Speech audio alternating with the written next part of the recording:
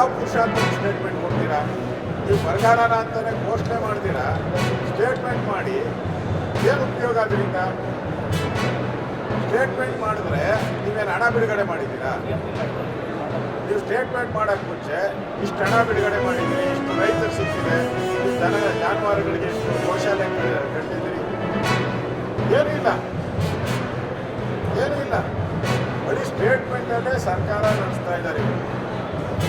ನಾವು ವಿಧಾನಸಭೆ ಒಳಗಡೆನೆ ಇದನ್ನು ಚರ್ಚೆ ಮಾಡಬೇಕು ಅಂತ ನಾವು JDS ಅವ್ರ ಜೊತೆನೂ ಕೂಡ ಮಾತುಕತೆ ಮಾಡಿದ್ದೀವಿ.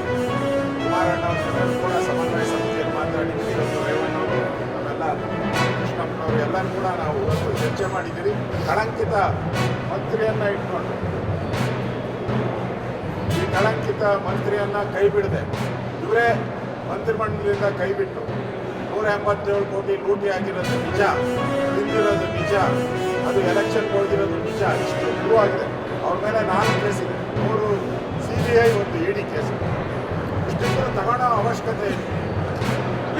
ಆದ್ದರಿಂದ ಆ ಒಂದು ವಿಚಾರವನ್ನು ಪ್ರಮುಖವಾಗಿ ತಗೊಂಡು ಅದಾದಮೇಲೆ ಬರಗಾಲದ ಬಗ್ಗೆ ನಾವು ಚರ್ಚೆಗೆ ಹೋಗಬೇಕು ಅನ್ನೋ ತೀರ್ಮಾನವನ್ನು ಕೂಡ ಇವತ್ತು ನಾವು JDS ಜೊತೆ ಮಾತುಕತೆ ಆಗಿದ್ದೀವಿ.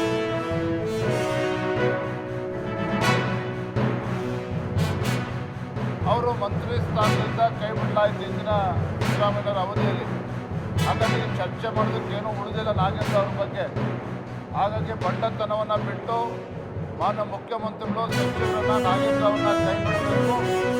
ಹೊರ KPSC ಬಿಡದಿ ವಿಚಾರ ಇರ್ಬೋದು, ನೈಸ್ ಟೌನ್ಶಿಪ್ ಇರ್ಬೋದು, ಎಲ್ಲ ವಿಚಾರಗಳಿಗೆ ಚರ್ಚೆಗೆ ಅವಕಾಶ ಮಾಡಿಕೊಡ್ಬೇಕು. ತತ್ಕ್ಷಣ ಅವ್ರನ್ನ ಕ್ಯಾಬಿನೆಟಿಂದ ಕೈ ಬಿಡಬೇಕು ಅಂತೇಳಿ ಮತ್ತೊಮ್ಮೆ ನಾವು ಆಗ್ರಹನ ಪಡಿಸ್ತಾ ಇದ್ದೀವಿ.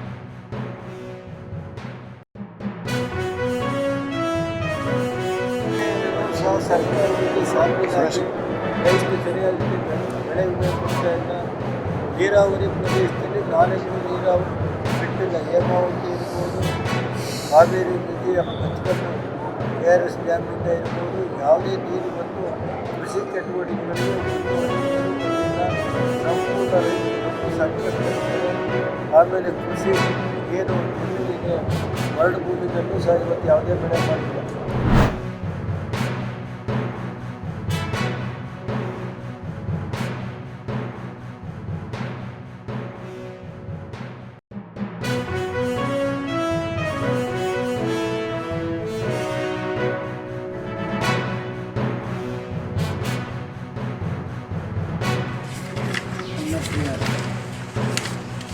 ಮದುವೆ ಎಷ್ಟು ದಿವಸ ಆಯ್ತು?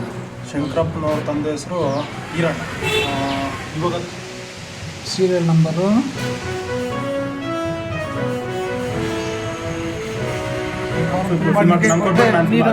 ಅವಾಗೇನ ಜೋಬಲ್ ಚೆಕ್ ಮೇಲೆ ಅವ್ರ ಮೇಲೆ ಇವರೆಲ್ಲ ನಮ್ಮ ಮೇಲೆ ವೆಂಕಟ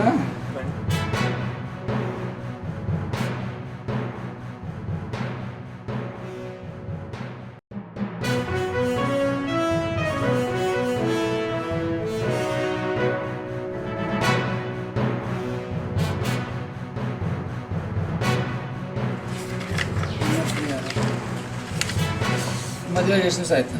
ಶಂಕರಪ್ಪನವ್ರ ತಂದೆ ಹೆಸರು ಈರಣ್ಣ. ಇವಾಗ ಸೀರಿಯಲ್ ನಂಬರು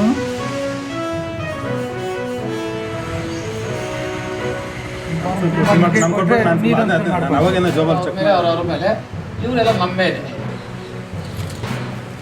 ವೆಂಕಟ ಮದುವೆ ಎಷ್ಟು ದಿವಸ ಆಯ್ತು? ಶಂಕರಪ್ಪನವ್ರ ತಂದೆ ಹೆಸರು ಈರಣ್ಣ.